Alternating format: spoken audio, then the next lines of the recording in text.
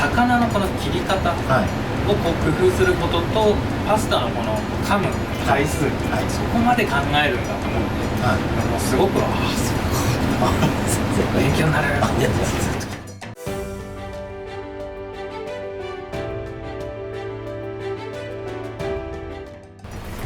はい、山形県鶴岡市のアルケッチャーノです。支店がこちら、山形サンダンデロというところで、山形県の食材を使ってイタリア料理にするというお店をやってます。はい、今日この庄内浜のお魚を使ってお料理をしていきます。はい、こちら工房です。はい、僕バドミントン部だったんで、バドミントンおろしっていう、はい、やります。バドミントンでこうネットプレーってこうやってふってやるので、それやります。こういうふうにですね。別に腹渡うちのスタッフがいる。別に魚はやってくる。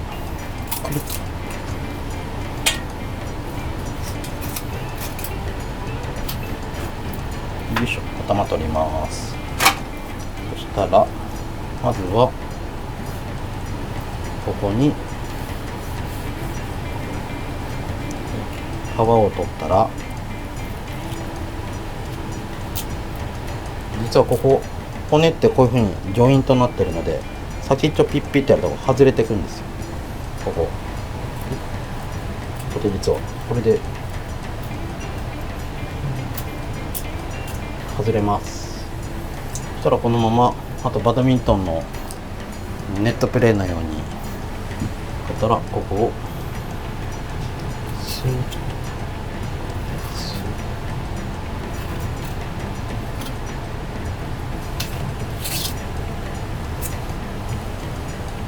これでお魚はおろせます。そしたら皮を剥ぎます。はい、魚ですが、こうやって切ると実は甘みが出ます。骨の方から切ると甘み出ます。ところが魚の繊維ってこういう風になってるので、実はこっちから切ると歯ごたえ出ます。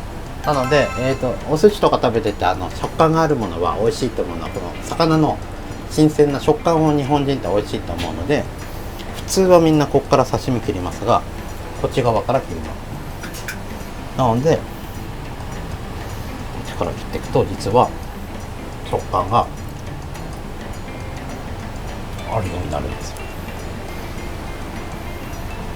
のでこっちがぜひせっかくなんでと、それがしっかりします。で、こっちをこの骨、みんながやるやり方で、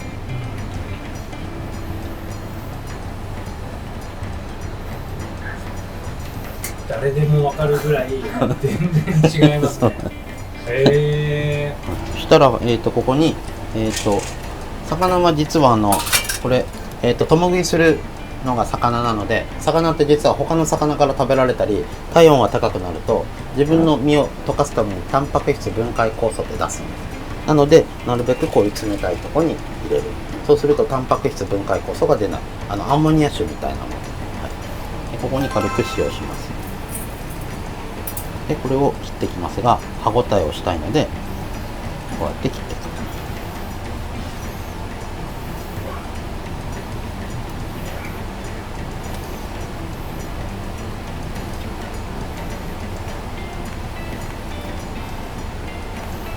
でこの時に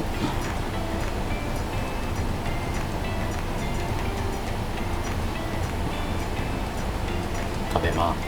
でここで噛む回数を数えます。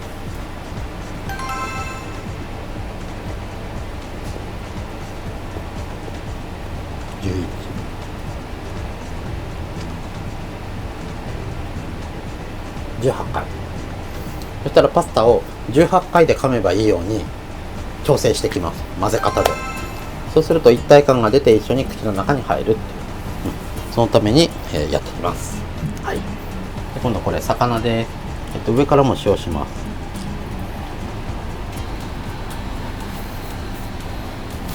今度ゆすぐ必要がないので、ゆすぐのは氷水になるので、実はこうやって塩、いっぱい同じように 2.5 よりもこれ 3% ぐらい入れます。はい、でカッペリーに入れます。で、こういう風にすると魚の表面から水が出てきます。和食ではこれペーパーで拭き取ります。ところがこの魚を生かしたいので、なるべくシチリアとかの青草の香りがするもの、魚って日本海側の魚って実はウリの香りするんですよ。太平洋側の魚は脂乗ります。で、日本海側の魚は実は日本海って、日本の方を大陸をこう対馬海流が行って大陸側を寒流通って巨大な洗濯機になってて、プランクトンが少ない海で、実はウリの香りがするっていうのが特徴です。なのでウリの香りのするオリーブオイルを選びます。ウリとか青草の香りで、こうやると魚に青草の香りが入って、これがホウボウが蘇るし、このオリーブオイルにもホウボウの香りがつくというふうになります。でここで、このちょっとしたハーブを使います。ハーブって旅をさせるものなので、これイタリアンパセリ使えばイタリアに行っちゃうし、シブレット使えばシブレットとかエストロガンを使えばなんかフランスに行っちゃったような感じになります。なので一応ハーブ、今日はシブレット、なるべくネギは噛んだ時に香りができるのがとても、美味しさの一つなので、包丁をこう滑らすように切ります。こう潰さないように、こうレールの上をこう列車が行くようにこう潰さないようにカットします。はい、冷製のパスタですが、ここに入れたら必ず硬さを見ます。はい、大丈夫です。そしたらまず最初に、これ今氷です。これポイントです。このパスタなので、この食材の味が、魚は若干薄い味なので、パスタの食感とこの魚の食感で食べさせるっていう風に、ポイント考えます。で、魚と一緒になってパスタが消えていく。なので最初粗熱取ります。そしたらここに入れたらすぐ、もうこれで OK です。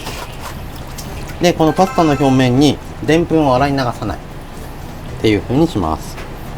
そしたらタオルで、よいしょ、タオルです。で、表面の水分取ります。そしたらここにパスタを入れます。で、今これわざと少なく洗ってるので、表面に、パスタの表面にちょっとでんぷんが残ってるんですよ。残ってるんです。で、これ入れます。で、さっき噛んだ回数に合わせるために、これ実はこのまま食べると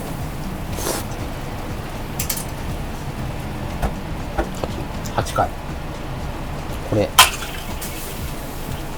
こうやって8回ぐらい混ぜてきます。そうするとだんだんでんぷんと油が混じってオリーブオイルが白く白濁してくるんですよ。そうするとここのオリーブオイルにどんどんでんぷん出していくと、パスタと同じ硬さになってパスタの中に入り込んでいくんです。で、これオイルが今なくなってきます。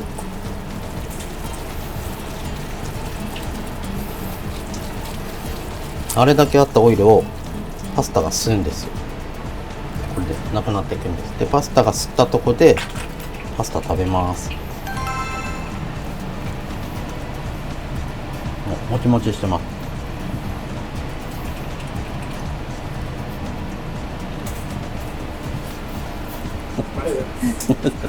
もちもちするんで、オイルが入って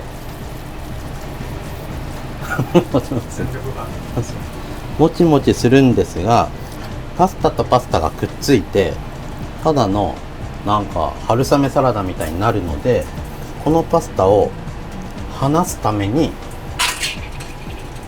ハーブでチャーハンの玉ねぎと同じように入れます。そうすると間にシブレットが入るので離れるんです。よくチャーハンがなんでこうやって煽れるかっていうと、玉ねぎとかベーコンとか入ってるのでお米とお米がくっつかないんです。で、最後オリーブオイルの香りがこのでんぷんと混じったのでなくなっちゃったので、ちょっと香りを足してこのまま盛り付けます。でここでよくこうくるくるスプーンでこうぐるぐる巻くんですが、そうするとほぐれづらくなるので、このままざるそば盛りします。でここに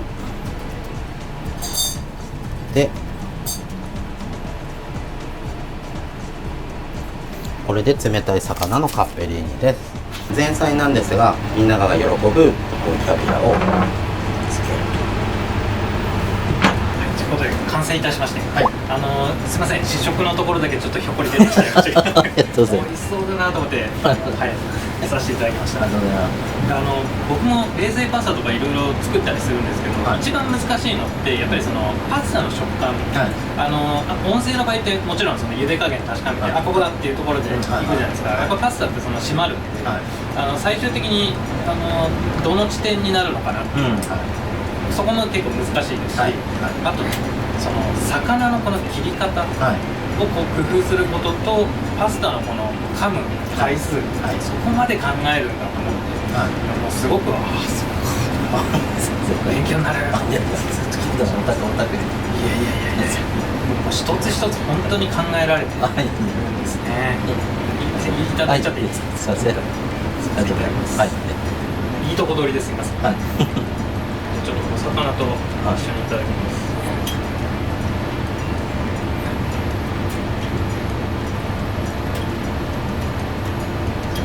この時にはくるくる巻くとほぐすのに大変だったので、ざるそば盛りにしたい。あえてなんですね。ざるそば盛りはざるそばなりの意味がある。ざるそばはそうですよね。確かに。いただきます。